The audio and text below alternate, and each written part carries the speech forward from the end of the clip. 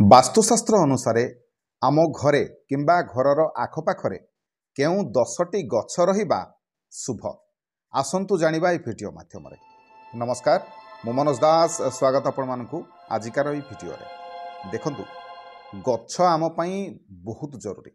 ବିଜ୍ଞାନ ଦୃଷ୍ଟିକୋଣରୁ ହେଉ କି ଆମର ଧାର୍ମୀୟ ଭାବନା ଦୃଷ୍ଟିକୋଣରୁ ହେଉ, ଗଛ ସଦା ସର୍ବଦା ଆମ ପାଇଁ ଉପକାରୀ, ଏକଥା ଆମେ ସମସ୍ତେ ଜାଣିଛନ୍ତି।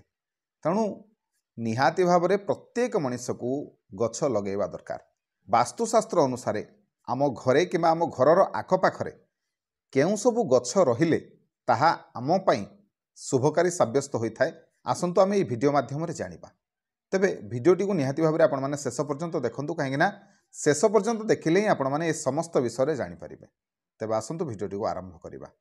ପ୍ରଥମେ ଆଜ୍ଞା ଜାଣି ରଖନ୍ତୁ, ଗଛ ଯଦି ଆପଣମାନେ ଲଗାନ୍ତି ତାହେଲେ ଆପଣଙ୍କର ସମାଜରେ ମାନ ସମ୍ମାନ ଯଶ ବଢ଼ିଥାଏ।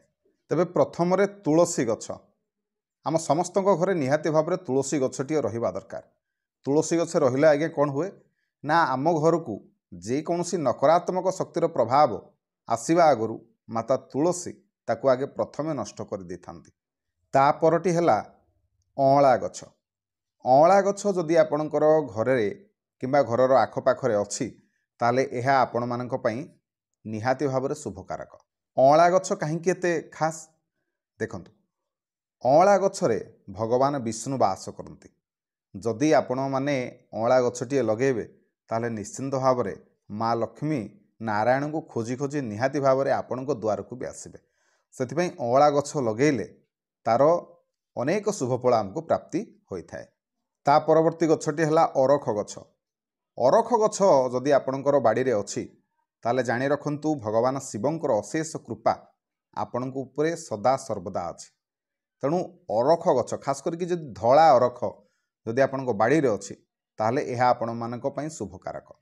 ଦେଖନ୍ତୁ, ଆପଣମାନେ ନିହାତି ଭାବରେ ଶୁଣିଥିବେ ଯେ ଯେଉଁ ଗଛରୁ କ୍ଷୀର ବାହାରିଥାଏ ସେ ଗଛକୁ ନିଜର ଘରର ଆଖପାଖରେ ରଖିବା ଅନୁଚିତ ବା ନିଜ ଘର ବାଡ଼ିରେ ରଖିବା ଅନୁଚିତ। କିନ୍ତୁ ଧଳା ଅରଖ ଏପରି ଏକ ଗଛ ଯେଉଁ ଗଛକୁ ଆପଣମାନେ ନିଜ ଘରର ଆଖପାଖରେ ନିଜ ବାଡ଼ିରେ ରଖିପାରିବେ। ଏହା ଆପଣମାନଙ୍କ ପାଇଁ ଶୁଭକାରକ। ତା ପରବର୍ତ୍ତୀ ଗଛଟି ହେଲା ହରଶୃଙ୍ଗାର ଗଛ ବା ପାରିଜାତ ଗଛ। ଏହା ହେଉଛି ସ୍ୱର୍ଗର ଫୁଲ। ପାରିଜାତ ପୁଷ୍ପର ଗଛଟି ଯଦି ଆପଣମାନେ ନିଜ ଘରେ ଲଗାନ୍ତି ତାହେଲେ ଏହା ମଧ୍ୟ ଆପଣମାନଙ୍କ ପାଇଁ ଶୁଭକାରକ। ଏଇ ଫୁଲ ଗଛଟିକୁ ଲଗାଇଲେ କ'ଣ ହେବ ନା, ସମସ୍ତ ଦେବତାମାନେ ଏ ଗଛରେ ବାସ କରନ୍ତି ଆଉ ଆପଣଙ୍କ ଘରକୁ କୌଣସି ପ୍ରକାରର ନେଗେଟିଭ୍ ଏନର୍ଜି ପଶିପାରିନଥାଏ। ଦେଖନ୍ତୁ, ଯେହେତୁ ଏ ଫୁଲଟି ସ୍ୱର୍ଗର ଫୁଲ, ତେଣୁ ଏ ଫୁଲକୁ ଯଦି ଆପଣମାନେ ଘରର ଆଖପାଖରେ ଲଗାଇବେ ନିଜ ଘରର, ତାହେଲେ ଆପଣଙ୍କ ଘର ବି ସ୍ୱର୍ଗ ସହିତ ସମାନ ହୋଇପାରିବ ଆଉ ସଦା ସର୍ବଦା ଦେବତାମାନେ ଆପଣଙ୍କ ଘରେ ବାସ କରିବେ। ତା ପରବର୍ତ୍ତୀ ଗଛଟି ହେଲା ପୁଦିନା। ପୁଦିନାର ଗଛଟି ନିହାତି ଭାବରେ ଆମ ଘରେ ରହିବା ଉଚିତ। ଖାସ୍ କରିକି ଏହା ଆପଣଙ୍କ ଘରର ପୂର୍ବ ଦିଗରେ ରହିଲେ ଭଲ। ତେବେ ପୁଦିନାକୁ ଆମେମାନେ କ'ଣ କରନ୍ତି, ଖାସ୍ କରିକି ବେଶୀ ଖାଦ୍ୟରେ ଆମେ ସମସ୍ତେ ବ୍ୟବହାର କରନ୍ତି। ଏହା ଆମ ପେଟ ପାଇଁ ମଧ୍ୟ ଭଲ। ତେଣୁ ପୁଦିନାକୁ ଲଗାଇଲେ ବାସ୍ତୁଶାସ୍ତ୍ର ଦୃଷ୍ଟିକୋଣରୁ ଦେଖିବା କିମ୍ବା ଆପଣଙ୍କର ସ୍ୱାସ୍ଥ୍ୟ ଦୃଷ୍ଟିକୋଣରୁ ମଧ୍ୟ ଏହା ଆପଣଙ୍କ ପାଇଁ ଶୁଭକାରକ। ପରବର୍ତ୍ତୀ ଗଛଟି ହେଲା ନିମ୍ବ ଗଛ।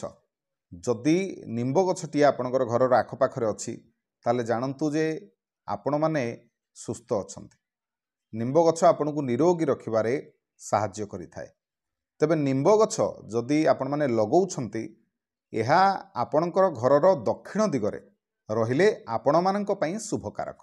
ତେବେ ଯେତେବେଳେ ବି ଆପଣମାନେ ନିମ୍ବ ଗଛଟିଏ ଲଗାଇବେ ଏ କଥାର ଧ୍ୟାନ ନିହାତି ଭାବରେ ରଖିବେ ଯେ ଯେମିତି ଆପଣଙ୍କର ଘରର ଛାଇ ସେ ଗଛ ଉପରେ ନ ପଡ଼େ, ଏହାକୁ ନିହାତି ଭାବରେ ଦୃଷ୍ଟି ଦେବେ।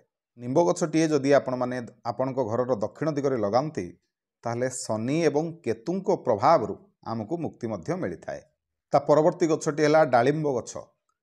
ଡାଳିମ୍ବ ଗଛ ଆପଣଙ୍କ ଘରେ ବା ଘରର ଆଖପାଖରେ ରହିବା ନିହାତି ଭାବରେ ଦରକାର। ତେବେ ଏହା ଆପଣଙ୍କ ଘରର ପୂର୍ବ ଦିଗରେ ବା ଅଗ୍ନିକୋଣରେ ରହିଲେ ଏହା ଆପଣମାନଙ୍କ ପାଇଁ ଶୁଭକାରକ।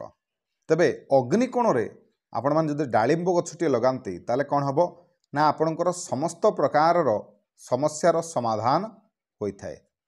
ଖାସ୍ କରିକି ଅଗ୍ନିକୋଣରେ ଡାଳିମ୍ବ ଗଛଟିଏ ଲଗାଇଲେ जो माने निसंतान अछंती सेमानंकु बहुत जल्दी संतानटीए प्राप्ति होइथाए। ता परवर्ती गछटी होची बेल गछ। बेल गछ आपणकर घर ठारू टिके दूर रे रहिले भल, किंतु घरर आखपाखरे रहिबा भल। जदि बेल गछटी आपणक घर पाखरे थाए ताले जानि रखंतु जे महादेवंकर कृपा आपणको निश्चिंत भाव में मिलिबो। तापरे जेतबळे भी आपण माने महादेवंको दर्शन पई जिबे किछि न पाइले भी कम से कम बेलपत्र दुईटा तो आपण माने नेकी जाई परिबे। बेलपत्र बेल महादेवंको अर्पण कले यह बहुत शुभकारक। तेबे जेतबळे भी हमरो पेट समस्या होता है बेल खाइदेले भी आपणकर पेटर बहुत रोग सब भल होता है। तेणु बेल गछ आमर घरर आखपाखरे रहिबा आम मानक पई शुभकारक। ता परवर्ती गछटी है कदली गछ। कदली गछ जदि आपणकर घरर ईशान्य कोण पटे आपण माने लगांती ताले एहा आपण मानक पई शुभ फल देइथाय। कदली पत्र आपण माने निश्चिंत भाव में ताको व्यवहार करुथुबे। प्रत्येक समय रे हमर कदली पत्रटी निहाती भाव दरकार। खास करिकी किछि नहले भी पूजा समय रे हमर कदली पत्र दरकार होता है। आपण मान चाहिले भी प्रत्येक दिन कदली पत्र को खली रूप में व्यवहार कर परिबे बा कदली पत्र रे भोजन आपण माने खाई परिबे। बहुत आनंद देइथाय। कदली पत्र एवं कदली आम माने सदा सर्वदा पूजार व्यवहार करिथान्ते। तेणु जदि जागा अच्छी सुविधा अच्छी ताहले निहाती भाव में कदली गछटिए आपण माने निजर ईशान्य कोण पटे घरर लगांतु। यह आपण मानक पई निश्चिंत भाव में शुभकारी साब्यस्त हबो। ईशान्य कोण रे जदि आपण माने कदली गछ लगेबे आ गोटे कोण हबो फायदा आपनकु दबो ना आपण मानकर संतान मानकर विद्यारे सफलता प्राप्ति होइथाय। ठीक सही परे जदि आपण माने निज घरर पाखरे आंब गछ लगांती यह मध्य आपण मानक पई बहुत शुभकारक साब्यस्त होइथाय। प्रत्येक समय रे हमर आंब पत्रटी पूजा समय रे दरकार। जे कोनसे शुभ कर्म करिवे से समय रे आंब पत्र निहाती दरकार। तेणु आंब गछटिए जदि आपणक पाखरे थाए सुस्वादु आंब खाइबा सहित प्रत्येक शुभ कार्य रे से गछटी आपणकु सहायता दब। तेणु निहाती भाव रे ए गछटी को लगेबे। तबे जेउ सब गछ मु कहिली से गछ आपण माने जदि लगांती ताले निश्चिंत भाव रे यह आपण मानक पई शुभ होइथाय। वास्तु दृष्टिकोण मध्य एवं वैज्ञानिक सिद्धांत दृष्टिकोण मध्य। तबे आशा करुछि आजिकार ए भिडियोटी आपण मानक निश्चय भल लागिथिबो। जदि भिडियो भल लागिथाय भिडियो को लाइक करिवे, शेयर करिवे, चैनल को सब्सक्राइब करिवे। रहिली जय जगन्नाथ।